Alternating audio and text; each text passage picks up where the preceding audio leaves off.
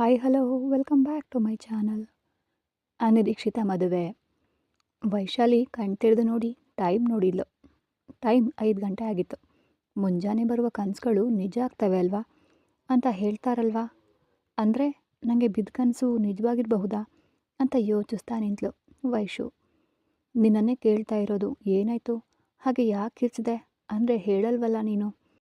ಜ್ಯೋತಿ, ಏನಿಲ್ಲ ಬಿಡು ಅಂದ್ಲು ವೈಶು. ಸರಿ ನೀ ಮಲ್ಗು ಅಂತ ಹೇಳಿ ಎದ್ದು ಬಾಲ್ಕನಿಗೆ ಹೋಗಿ ನಿಂತು ಹೊರಗೆ ನೋಡ್ತಾ ಇದ್ಲು ವೈಶು. ಇವಳು ಆರ್ಯನ ಬಗ್ಗೆ ಯೋಚಿಸ್ತಾ ಮಲಗಿದ್ಲಲ್ಲ, ಅವ್ರ ಬಗ್ಗೆ ಕನಸು ಬಿದ್ದಿರುತ್ತೆ.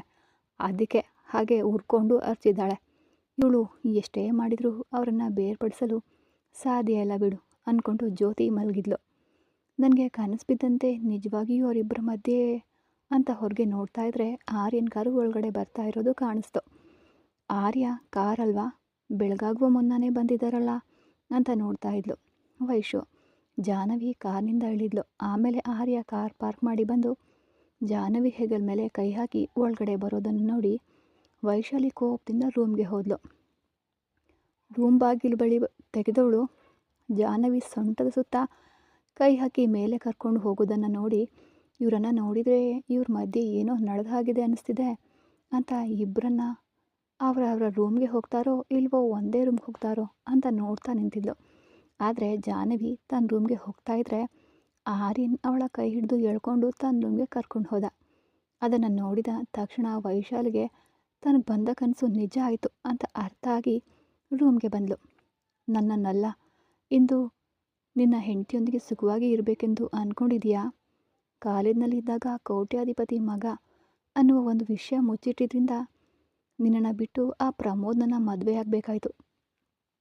ಮದುವೆ ಆದಮೇಲೆ ನಿನಗೆ ಬೇಕಾಗಿದ್ದನ್ನೆಲ್ಲ ಕೊಡಿಸ್ತೀನಿ ಅಂದರೆ ನನ್ನ ಮಣ್ಣಿನ ಬುದ್ಧಿಗೆ ಅರ್ಥವಾಗಿ ಸಾಯಲಿಲ್ಲ ಅವತ್ತು. ಸ್ವಲ್ಪನಾದರೂ ಅರ್ಥ ಆಗಿದ್ದರೆ ನಾನು ನಿನ್ನನ್ನು ಬಿಟ್ಟು ಆ ಪ್ರಮೋದ್ ಹಿಂದೆ ಹೋಗ್ತಾನೆ ಇರಲಿಲ್ಲ. ನೀನು ಮಾಡಿದ ಕೆಲಸದಿಂದ ನನ್ನ ಜೀವನ ಹಾಳಾಯಿತು. ಇದು ನಿಂದೇ ತಪ್ಪು. ಹಾಗಾಗಿ ನನಗೆ ಮದುವೆಯಾಗಿದ್ದರೂ ನನ್ನನ್ನು ಬಿಡಲ್ಲ. ನಿನ್ನನ್ನು ಬಿಡಲು ನನಗೆ ಇಷ್ಟ ಕೂಡ ಇಲ್ಲ. ನೀನು ನನಗೆ ಮಾತ್ರ ಬೇಕು. ಒಮ್ಮೆ ಬಿಟ್ಟು ಹೋಗಿ ತಪ್ಪು ಮಾಡಿದೆ, ಮತ್ತೆ ಅದೇ ತಪ್ಪು ಮಾಡೋದಿಲ್ಲ ಆರ್ಯ. ಎಷ್ಟೇ ಕಷ್ಟ ಆದರೂ ಸರಿ, ನಿನ್ನನ್ನು ನನ್ನವನನ್ನಾಗಿ ಮಾಡ್ಕೊಳ್ತೇನೆ ಅಂತ ಯೋಚಿಸ್ತಾ ಬೆಡ್ ಮೇಲೆ ಮಲಗಿದ್ಲು. ಆದರೆ ನಿದ್ದೆ ಬರಲಿಲ್ಲ. ಆರ್ಯನ್ ಜಾಹ್ನವಿ ಹೆಗಲ ಮೇಲೆ ಕೈ ಹಾಕಿ ಕರ್ಕೊಂಡು ಹೋಗಿದ್ದೆ ನೆನಪಿಗೆ ಬರ್ತಾಯಿತ್ತು ವೈಶುಗೆ. ವೈಶಾಲಿ ಬಂದು ಬೆಡ್ ಮೇಲೆ ಮಲಗಿ ಅತ್ತಿಂದಿತ್ತ ಹೊರಳಾಡ್ತಾ ಇದ್ಲು. ಜ್ಯೋತಿ ನೋಡಿ, ಏನಾಯ್ತು ಇವಳಿಗೆ, ವೈಶಾಲಿ ಹುಷಾರಾಗಿದೆಯಾ ಅಲ್ವಾ ಅಂತ ಕೇಳಿದ್ಲು. ನಾನೇನು ಅಷ್ಟು ಬೇಗ ಸಾಯೋದಿಲ್ಲ ಬಿಡು, ನೀನು ಮಲ್ಗು ಅಂತ ಕೋಪದಲ್ಲಿ ಅರ್ಚ್ಕೊಂಡ್ಳು. ನನಗೆ ಮೊದಲೇ ಗೊತ್ತು ನಿನಗೆ ಯಾವ ಕಾಯಿಲೆನೂ ಇಲ್ಲ ಅಂತ ಅಂದ್ಲು ಜ್ಯೋತಿ. ನಾನು ಈಗಾಗಲೇ ಕೋಪದಲ್ಲಿದ್ದೀನಿ. ಸುಮ್ಮನೆ ನನ್ನನ್ನು ಕೆಣಕಿದೆ ಅಂದರೆ ನಾನು ಏನು ಮಾಡ್ತೀನೋ ನನಗೆ ಗೊತ್ತಿಲ್ಲ. ಅದಕ್ಕೆ ಬಾಯಿ ಮುಚ್ಕೊಂಡು ಮಲ್ಕೋ ಅಂದ್ಲು ವೈಶಾಲಿ. ವೈಶಾಲಿ ಹಾಗೆ ಹಚ್ಕೊಂಡಿದ್ರಿಂದ ಜ್ಯೋತಿ ಇನ್ನೇನು ಮಾತನಾಡದೆ ಸುಮ್ಮನೆ ಮಲ್ಕೊಂಡ್ಳು.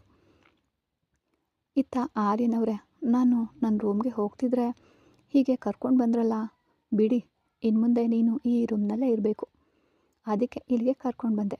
ನಿಜವಾಗಿಯೂ ಹೇಳ್ತಿದ್ದೀರಾ ಆರ್ಯನವರೇ ಅಂದ್ಲು. ಮತ್ತು ನಿಮ್ಮ ವೈಶಾಲಿ ನೋಡಿದರೆ ಎಲ್ಲಾದರೂ ಬೇಸರ ಮಾಡ್ಕೊಳ್ತಾಳೇನೋ ಅಂತ ಮತ್ತೆ ನನ್ನ ರೂಮ್ಗೆ ಕಳಿಸೋದಿಲ್ಲ ತಾನೇ ಅಂದ್ಲು. ನಾನು ನಿನಗೆ ಹಾಗೆ ಕಾಣಿಸ್ತಾ ಇದ್ದೀನ ಜಾಹ್ನವಿ? ಆದರೂ ವೈಶಾಲಿ ಫ್ರೆಂಡಾಗಿ ಮಾತ್ರ ನಾನು ಅವಳನ್ನು ಇಲ್ಲಿಗೆ ಕರ್ಕೊಂಡು ಬಂದೆ. ಅವಳಿಗೆ ಅರ್ಥ ಆಗುವಂತೆ ನಾನು ಹೇಳ್ತೀನಿ ಬಿಡು. ಆದರೆ ನೀನು ಆ ವೈಶಾಲಿ ಬಗ್ಗೆ ಯೋಚಿಸೋದನ್ನು ಬಿಟ್ಟು ನನ್ನ ಬಗ್ಗೆ ಯೋಚಿಸು. ನಿಮ್ಮ ಬಗ್ಗೆ ಆಮೇಲೆ. ಮೊದಲು ನನ್ನ ರೂಮ್ಗೆ ಹೋಗಿ ಈ ಒದ್ದೆ ಬಟ್ಟೆಯನ್ನು ಬದಲಾಯಿಸ್ಕೊಂಡು ಬರ್ತೀನಿ. ಸ್ನಾನಕ್ಕೆ ರೂಮ್ಗೆ ಯಾಕೆ, ನಾನು ಬಟ್ಟೆ ಹಾಕ್ಕೊಂಡು ಮಲಗು. ಪಕ್ಕದಲ್ಲೇ ಇದೆಯಲ್ಲ ಆರ್ಯನವ್ರೆ, ನಾನು ಹೋಗಿದ್ದ ತಕ್ಷಣವೇ ಬರ್ತೀನಿ. ನೀವು ಚೇಂಜ್ ಮಾಡ್ಕೊಳ್ಬೇಕು ತಾನೇ ಅಂದ್ಲು. ನಾನು ಅದನ್ನೇ ತಾನೇ ಹೇಳ್ತಿರೋದು, ನಂದೇ ಹಾಕ್ಕೊಂಡು ಮಲಗು. ಏನು, ನಿಮ್ಮ ಬಟ್ಟೆ ನನಗೆ ಹೇಗೆ ಸರಿಯಾಗುತ್ತೆ ಅಂತ ಹೊರಗೆ ಹೋಗ್ತಾ ಇದ್ರೆ ಅವಳನ್ನು ಹಿಡ್ಕೊಂಡು ಇಳ್ದ.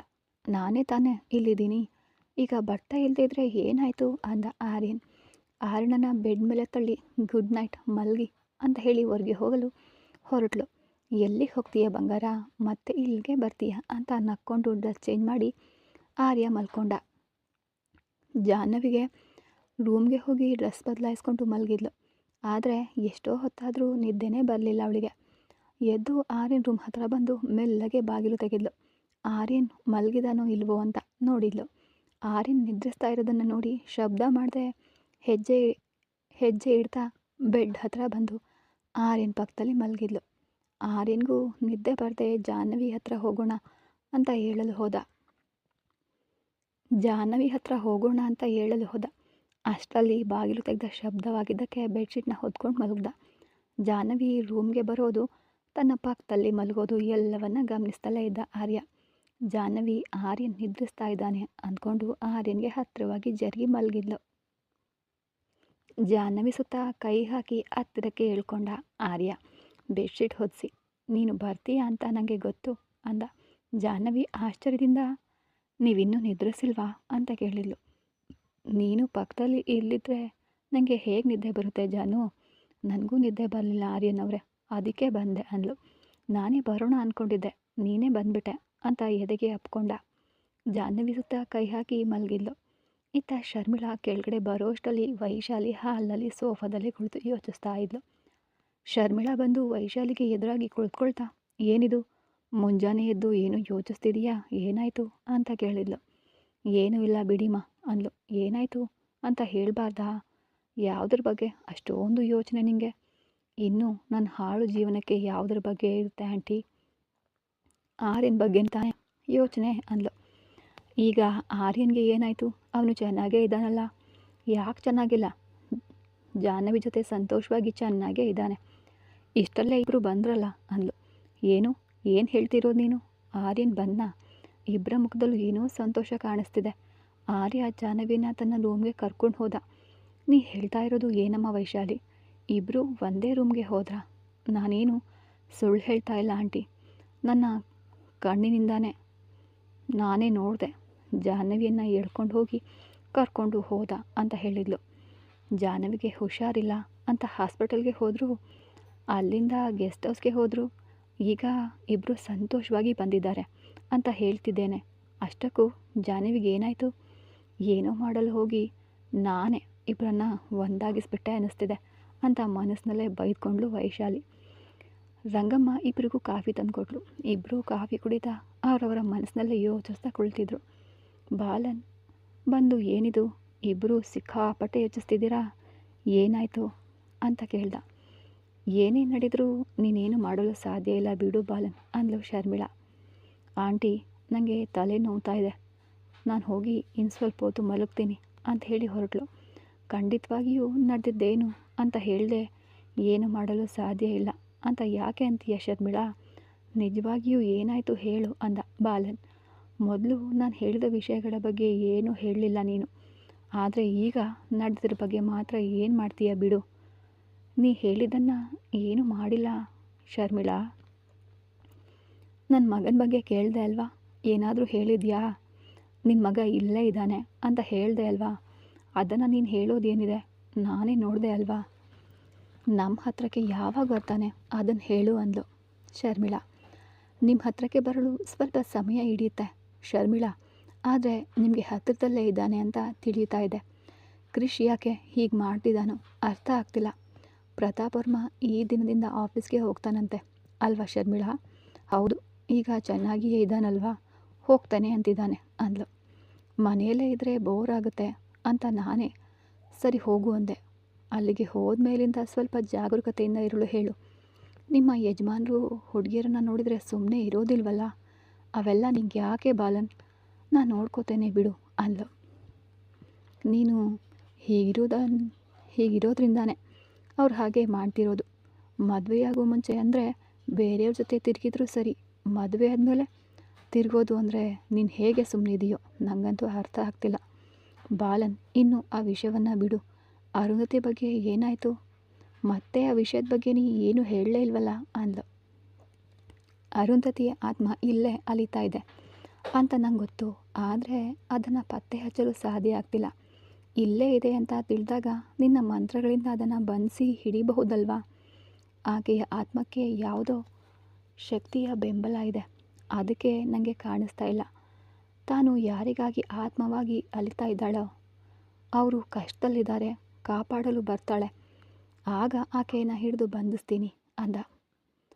ಆ ಶಿವಾನಿಗೆ ರಮೇಶ್ ಜೊತೆ ಮದುವೆ ಮಾಡಿಸೋಣ ಅಂದರೆ ನಿಜವಾಗಿಯೂ ಅವರು ಎಲ್ಲಿಗೆ ಹೋದರು ಅಂತಾನೆ ಗೊತ್ತಾಗಲಿಲ್ಲ. ಏನಾದರೂ ತಿಳಿತಾ ಕೂಡ ಇಲ್ಲ. ನನಗೆ ತಿಳಿದಂತೆ ಇದೆಲ್ಲವನ್ನು ಆ ಅರುಂಧತಿಯೇ ಮಾಡ್ತಿರ್ತಾಳೆ. ಅದಕ್ಕೆ ಅವರು ಕಾಣಿಸದೆ ಹೊರಟು ಹೋಗಿದ್ದಾರೆ. ತನ್ನ ಮಗಳಿಗೆ ಏನಾದರೂ ಕಷ್ಟ ಬಂದರೆ ಮಾತ್ರ ಖಂಡಿತ ಸುಮ್ಮನೆ ಇರೋದಿಲ್ಲ ಅವಳು. ತನ್ನ ಬಗ್ಗೆ ಯೋಚಿಸದೆ ಬರ್ತಾಳೆ. ಹಾಗಿದ್ರೆ ಆಕೆಯನ್ನು ಏನಾದರೂ ಒಂದನ್ನು ಮಾಡಬೇಕಲ್ಲ. ಆಗ ಖಂಡಿತವಾಗಿಯೂ ಎಲ್ಲಿದ್ರೂ ಅವಳು ಬಂದೇ ಬರ್ತಾಳೆ ಅಂದ ಬಾಲನ್. ಸರಿ, ನಾನು ಹೇಳಿದ ಕೆಲಸ ಮಾಡು. ಅರುಂಧತಿಯನ್ನು ಹಿಡಿದು ಬಂಧಿಸ್ತೀನಿ ಅಂದ ಬಾಲನ್. ಇನ್ಮುಂದೆ ಅದೇ ಕೆಲಸದಲ್ಲಿರ್ತೀನಿ. ಆದರೆ ನಮ್ಮ ಕೃಷಿಯಲ್ಲಿದ್ದಾನೆ ಅಂತ ಸ್ವಲ್ಪ ಹೇಳು ಬಾಲನ್. ನೀನು ಇಷ್ಟೊಂದು ಸಂಕಟ ಪಡ್ತಾ ಇದ್ರೆ ನನಗೆ ತಿಳಿದಿದ್ರೆ ನಾನು ಹೇಳ್ತಾ ಇರಲಿಲ್ವ ಶರ್ಮಿಳಾ. ಹತ್ತಿರದಲ್ಲೇ ಇದ್ದಾನೆ, ಶೀಘ್ರದಲ್ಲಿ ಬರ್ತಾನೆ ಅಂತ ತಿಳಿತಾ ಇದೆ. ಆದರೆ ಯಾವಾಗ ಬರ್ತಾನೋ ಏನೋ. ಅವನು ಬಂದರೆ ನನಗೆ ಇನ್ನೇನು ಚಿಂತೆ ಇರೋದಿಲ್ಲ ಶರ್ಮಿಳಾ. ಈಗ ನಿನ್ನ ಮಗ ಬಂದರೆ ನಿಜ ತಿಳಿಯುತ್ತೆ ಅಲ್ವಾ. ಇನ್ನೂ ಅವನಿಗೆ ದೂರವಾಗಿರೋದು ನನ್ನಿಂದ ಸಾಧ್ಯ ಇಲ್ಲ. ತಿಳಿದ್ರೆ ತಿಳಿಲಿ ಬಿಡು. ಎಂದಿಗಾದರೂ ತಿಳಿಲೇಬೇಕಲ್ವ ಬಾಲನ್. ನೀವು ಮಾಡಿದ ಪಾಪಗಳನ್ನು ಇನ್ನೂ ಎಷ್ಟು ದಿನ ಮುಚ್ಚಿಡಲು ಸಾಧ್ಯ ಇಲ್ಲ. ನೀನು ಅಂದಂತೆ ಎಂದಿಗಾದರೂ ತಿಳಿಲೇಬೇಕು. ಶೀಘ್ರದಲ್ಲೇ ಬರ್ತಾನೆ ಬಿಡು ಅಂದ ಬಾಲನ್. ಬಾಲನ್ ಅಂತ ಕೋಪದಿಂದ ನೋಡಿದ್ಲು ಶರ್ಮಿಳಾ. ನಾ ಹೇಳಿದ್ದು ನಿಜಾನೇ ಅಲ್ವಾ ಶರ್ಮಿಳಾ. ನೀವು ಮಾಡಿದ್ದು ತಾನೇ ಒಳ್ಳೆಯ ಕೆಲಸಗಳೇನು ಅಲ್ವಲ್ಲ. ಹಾಗಾದರೆ ಪಾಪಗಳನ್ನು ಅಂದೆ ಇನ್ನೇನು ಅನ್ಬೇಕು. ನಾವು ಏನೇ ಮಾಡಿದರೂ ನನ್ನ ಮಗ ಹಣಕ್ಕಾಗಿ ನಾವು ಪಟ್ಟ ಕಷ್ಟಗಳನ್ನು ಅವನು ಪಡಬಾರ್ದು ಅಂತ ಹೀಗೆ ಮಾಡಿದ್ವು. ಅದನ್ನು ಅವನು ಅರ್ಥ ಮಾಡ್ಕೋತಾನೆ ಬಿಡು ಬಾಲನ್ ಅಂದ್ಕೊಳ್ತೇನೆ. ನಿಮ್ಮ ಮಗ ಏನು ಮಾಡ್ತಾನೋ ಶೀಘ್ರದಲ್ಲಿ ತಿಳಿಯುತ್ತಲ್ವಾ. ಪ್ರತಾಪವರ್ಮ ಏನು ಮಾಡ್ತಿದ್ದಾನೋ ನೋಡ್ತೀನಿ ಅಂತ ಹೇಳಿ ಮೇಲೆ ಹೋದ್ಲು. ಬಾಲನ್ ವೈಶಾಲಿ ರೂಮ್ ಹತ್ರ ಬಂದು ವೈಶಾಲಿಯನ್ನು ಕರೆದ. ವೈಶಾಲಿ ಹೊರಗೆ ಬಂದು ಏನು ಅಂತ ಕೇಳಿದ್ಲು. ಇವ್ರು ಯಾಕೆ ಬಂದರು ಅಂತ ನೋಡ್ತಿದ್ಲು. ನಿನ್ನ ಹತ್ರ ಸ್ವಲ್ಪ ಮಾತನಾಡಬೇಕು ವೈಶಾಲಿ, ನನ್ನ ರೂಮ್ಗೆ ಬಾ ಅಂತ ಹೇಳಿ ಹೊರಟ. ಸರಿ ಅಂತ ಹೇಳಿ ಬಾಲನ್ ಹಿಂದೆ ರೂಮ್ಗೆ ಹೋದ್ಲು. ಇತ್ತ ಶರ್ಮಿಳಾ ರೂಮ್ಗೆ ಹೋಗುವಷ್ಟರಲ್ಲಿ ಪ್ರತಾಪವರ್ಮ ರೂಮ್ನಲ್ಲಿ ಇರಲಿಲ್ಲ. ಪ್ರತಾಪವರ್ಮ ರೂಮ್ನಲ್ಲಿ ಇಲ್ಲದೆ ಎಲ್ಲಿಗೆ ಹೋದ ಅಂತ ಬಾಲ್ಕನಿ ವಾಶ್ರೂಮ್ನಲ್ಲಿ ನೋಡಿ ಕಾಲ್ಗಳು ಸರಿ ಹೋದರೆ ಸಾಕು, ಒಂದು ಕಡೆ ಇರೋದೇ ಇಲ್ಲ ಅಂತ ಅಂದ್ಕೊಳ್ತಾ ಶಿವನ್ ನೆನಪಿಗೆ ಬಂದಳು ಅವಳಿಗೆ. ಈ ಪ್ರತಾಪವರ್ಮ ಅವಳ ರೂಮ್ಗೆ ಹೋಗಿರಲ್ಲ ತಾನೇ ಅಂತ ಅಂದ್ಕೊಂಡು ಶಿವಾನಿ ರೂಮ್ ಹತ್ರ ಬಂದಳು ಶರ್ಮಿಳಾ. ಶರ್ಮಿಳಾ ಊಹಿಸಿದಂತೆಯೇ ಪ್ರತಾಪವರ್ಮ ಶಿವಾನಿ ರೂಮ್ಗೆ ಬಂದು ನಿದ್ರಿಸ್ತಾ ಇದ್ದ ಶಿವಾನಿ ಹತ್ರ ಬಂದು, ನನ್ನನ್ನು ಇಷ್ಟೊಂದು ದಿನ ಹಾಸಿಗೆಯಲ್ಲಿ ಇರುವಂತೆ ಮಾಡಿ ನೀನು ಮಾತ್ರ ಹಾಯಾಗಿ ನಿದ್ರಿಸ್ತಾ ಇದೀಯಾ ಅಂತ ಶಿವಾನಿ ಮೇಲೆ ಬಾಗಿದ. ನಿದ್ರಿಸ್ತಾ ಇದ್ದ ಶಿವಾನಿ ಕಣ್ಣು ತೆರೆದು ನೋಡಿ, ನಿನಗೆ ಇನ್ನೂ ಬುದ್ಧಿ ಬರಲಿಲ್ವೇನೋ, ನನ್ನ ಮಗಳ ತಂಟೆಗೆ ಬಂದರೆ ಕೊಂದು ಹಾಕ್ತೀನಿ ಅಂದಿದ್ದೆ ಅಲ್ವಾ. ನಿನಗೆ ಎಷ್ಟು ಧೈರ್ಯ ಇದ್ದರೆ ಮತ್ತೆ ನನ್ನ ಮಗಳ ತಂಟೆಗೆ ಬಂದೆ ಅಂತ ಪ್ರತಾಪವರ್ಮನ ಗಂಟಲು ಹಿಡ್ಕೊಂಡ್ಳು. ಅವನು ಕೋಳಿಯಂತೆ ಒದ್ದಾಡ್ತಾ ಇದ್ರೆ ಪ್ರತಾಪವರ್ಮ ಅಂತ ಶರ್ಮಿಳಾ ಬಂದು ಕರೆದ್ಲು. ಶರ್ಮಿಳಾ ಧ್ವನಿ ಕೇಳಿದ ತಕ್ಷಣ ಶಿವಾನಿ ಪ್ರತಾಪವರ್ಮನನ್ನು ಬಿಟ್ಟು ಎಂದಿನಂತೆ ನಿದ್ರಿಸುವಂತೆ ನಟಿಸ್ತಾ ಇದ್ಲು. ಪ್ರತಾಪವರ್ಮನನ್ನು ಬಿಡ್ತಾ ಇದ್ದಂತೆಯೇ ಅವನು ಕೆಳಗಡೆ ಬಿದ್ದ. ಶರ್ಮಿಳಾ ಬಂದು, ಪ್ರತಾಪವರ್ಮ ಏನಾಯಿತು ಹೀಗೆ ಬಿದ್ದೆ ಅಂತ ಮೇಲೆ ಎತ್ತಿದ್ಲು. ಪ್ರತಾಪವರ್ಮ ಮೇಲೆ ಎದ್ದು ಶಿವಾನಿಯನ್ನು ನೋಡಿದ್ರೆ ಅವಳು ನಿದ್ರಿಸ್ತಾ ಇದ್ಲು. ಇಷ್ಟಲ್ಲೇ ತಾನೇ ಎದ್ದಿದ್ಲು, ಮತ್ತೆ ಯಾಕೆ ನಿದ್ರಿಸ್ತಿದ್ದಾಳೆ ಅಂತ ಮನಸ್ಸಿನಲ್ಲೇ ಅಂದ್ಕೊಳ್ತಾ, ಏನೂ ಇಲ್ಲ ಬಿಡು ಶರ್ಮಿಳಾ ಅಂದ. ಇಷ್ಟೆಲ್ಲ ನಡೆದರೂ ನಿನಗೆ ಇನ್ನೂ ಬುದ್ಧಿ ಬರಲಿಲ್ವಾ, ನೀನು ಈ ರೂಮ್ಗೆ ಯಾಕೆ ಬಂದೆ ಅಂದ್ಲು. ಹೊರಗೆ ಕರ್ಕೊಂಡು ಬಂದು ಕೇಳಿದ್ಲು. ನನ್ನನ್ನು ಇಷ್ಟೊಂದು ದಿನ ಹಾಸಿಗೆಗೆ ಅಂಟಿಕೊಳ್ಳುವಂತೆ ಮಾಡಿದವಳನ್ನು ಸುಮ್ಮನೆ ಬಿಡಬೇಕಾ ಅಂತ ಕೋಪದಿಂದ ಅಂದ. ಬಿಡದೆ ಇನ್ನೇನು ಮಾಡ್ತೀಯಾ. ಈ ವಿಷಯ ಆರ್ಯನ್ಗೆ ತಿಳಿದ್ರೆ ನಿನ್ನನ್ನು ಅಪ್ಪ ಅಂತ ಕೂಡ ನೋಡದೆ ಕೊಂದು ಹಾಕಿಬಿಡ್ತಾನೆ. ಅವಳನ್ನು ಹೆದರಿಸ್ತಾ ಆರ್ಯನ್ಗೆ ಹೇಳ್ದಂತೆ ತಡೆದಿದ್ದೀನಿ.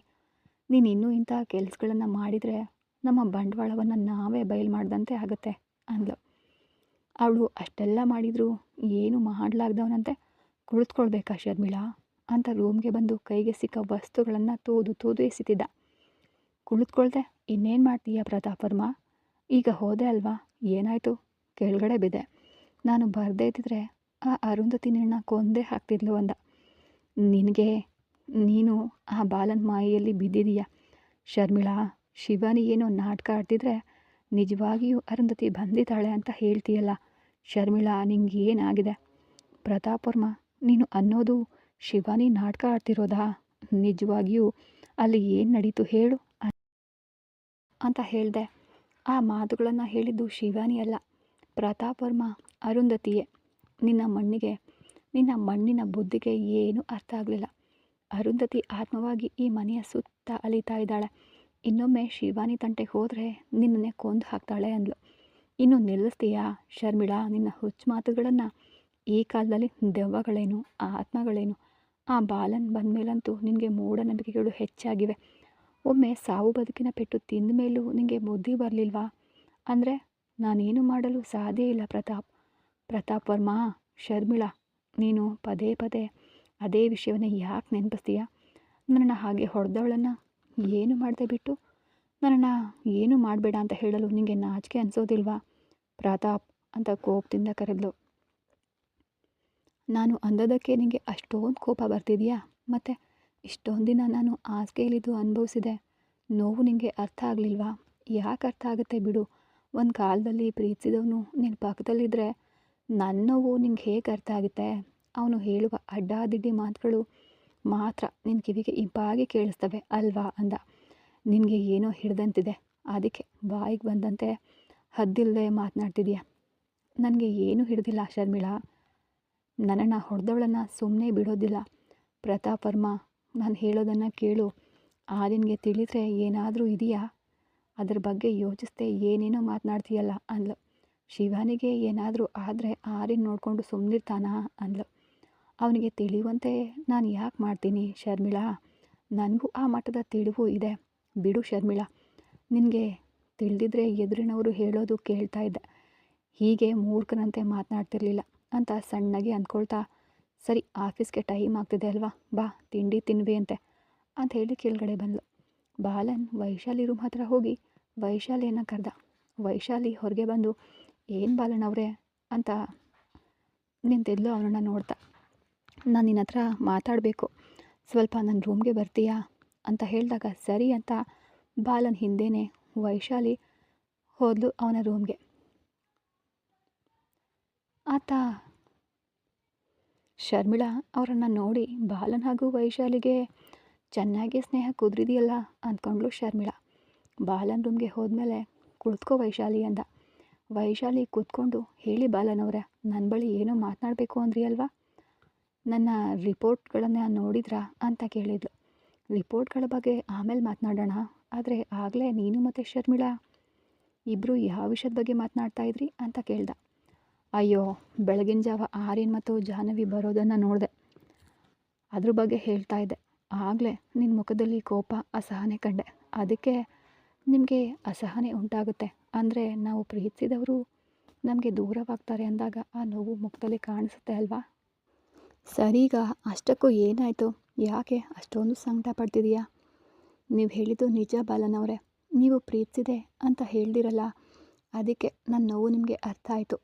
ಪ್ರೀತಿಸಿದವನಿಗಾಗಿ ನಾನು ಬಂದರೆ ಅವನು ಬೇರೆ ಮದುವೆಯಾಗಿದ್ದಾನೆ, ಮದುವೆಯಾಗಿದ್ದರೂ ಇಬ್ಬರು ದೂರವಾಗಿಯೇ ಇದ್ದಾರೆ ಅಂತ ತಿಳಿದು ಸಂತೋಷವಾಯಿತು. ಆದರೆ ಎಂದಿಗಾದರೂ ಆರ್ಯನ್ ನನ್ನವನಾಗ್ತಾನೆ ಅಂತ ಅಂದ್ಕೊಳ್ತಾ ಇದ್ದೆ. ಆದರೆ ಈ ದಿನ ಕಳೆದಂತೆಯೇ ನನ್ನ ಆಸೆ ಈಡೇರೋದಿಲ್ಲ ಅಂತ ಅರ್ಥ ಆಯಿತು ಬಾಲನ್ ಅವರೇ ಅಂದ್ಲು. ಯಾಕೆ ಹಾಗೆ ಅಂದ್ಕೊಳ್ತಿದೀಯ ವೈಶಾಲಿ? ಅವರನ್ನು ನೋಡಿದರೆ ಇಬ್ಬರು ಬಹಳ ಸಂತೋಷವಾಗಿದ್ದಾರೆ ಅಂತ ಅರ್ಥ ಆಯಿತು. ಇಷ್ಟೊಂದು ದಿನ ಯಾವುದೋ ಮೂಲೆಯಲ್ಲಿ ಆರ್ಯನ್ ನನ್ನವನಾಗ್ತಾನೆ ಅನ್ನೋ ಆಸೆ ಇತ್ತು, ಆದರೆ ಈ ದಿನ ಆ ಆಸೆ ಸತ್ತು ಹೋಯಿತು ಬಾಲನ್ ಅವರೇ. ವೈಶಾಲಿ, ನಿನಗೆ ನೆನ್ನೆನೇ ಹೇಳಿದೆ ಅಲ್ವಾ, ನಾನು ಪಟ್ಟ ನೋವನ್ನು ನಿನ್ನನ್ನು ಪಡಲು ಬಿಡೋದಿಲ್ಲ ಅಂತ. ಈಗ ಹೇಳ್ತಿದ್ದೀನಿ ಕೇಳು. ಆರ್ಯನ್ ನೀನು ಹಿಂದೆ ತಿರುಗುವಂತೆ ನಾ ಮಾಡ್ತೀನಿ. ನನಗೆ 2 ದಿನ ಟೈಮ್ ಕೊಡು. ಆ ನಡುವೆ ಅವರು ಹೇಗಿದ್ರೂ ತಲೆ ಕೆಡಿಸ್ಕೋಬೇಡ. ಅವರು ಎಷ್ಟೇ ಹತ್ತಿರ ಆದರೂ ಅಷ್ಟೇ ದೂರ ಆಗ್ತಾರೆ ಅಂತ ಅರ್ಥ. ನಿಮ್ಮ ಮಾತುಗಳನ್ನು ಕೇಳ್ತಾ ಇದ್ದರೆ ನನಗೆ ಸಂತೋಷ ಆಗ್ತದೆ, ಆದರೆ ಇದೆಲ್ಲ ನಡೆಯುತ್ತಾ ಅನ್ನುವ ಅನುಮಾನ. ಈ ಬಾಲನ್ ಅಂದಮೇಲೆ ಆ ಕೆಲಸ ಮಾಡ್ತಾನೆ, ಇದನ್ನು ಹೇಳೋಣ ಅಂತಾನೆ ಕರೆದೆ. ನೀವು ಹೇಳಿದ್ದೀರಾ ಅಂದರೆ ಮಾಡ್ತೀರಾ ಅಂತ ಅರ್ಥ ಆಗುತ್ತೆ ಬಿಡಿ. ಹಾಗೆಯೇ ನನ್ನ ರಿಪೋರ್ಟ್ಗಳನ್ನು ಕೂಡ ನೋಡಿ ಹೇಳಿ ಅಂದ್ಲು. ಸಂಜೆಯೊಳಗೆ ನೋಡಿ ಹೇಳ್ತೀನಿ ವೈಶಾಲಿ. ನನ್ನ ನೋವನ್ನು ಅರ್ಥ ಮಾಡ್ಕೊಂಡಿದ್ದಕ್ಕೆ ಥ್ಯಾಂಕ್ಸ್ ಬಾಲನ್ ಅವರೇ, ಥ್ಯಾಂಕ್ ಯು ಸೋ ಮಚ್. ಇನ್ನು ನಾನು ಹೋಗ್ತೀನಿ ಅಂತ ಎದ್ಲು. ಹಾಗೆಯೇ ಸಂಕಟ ಪಡೋದನ್ನು ಬಿಟ್ಟು ಇನ್ನು ಮುಂದೆ ಸಂತೋಷವಾಗಿರು. ವೈಶಾಲಿ ತಲೆಯನ್ನು ಆಡಿಸಿ ನಗ್ತಾ ಹೊರಗೆ ಹೋದ್ಲು.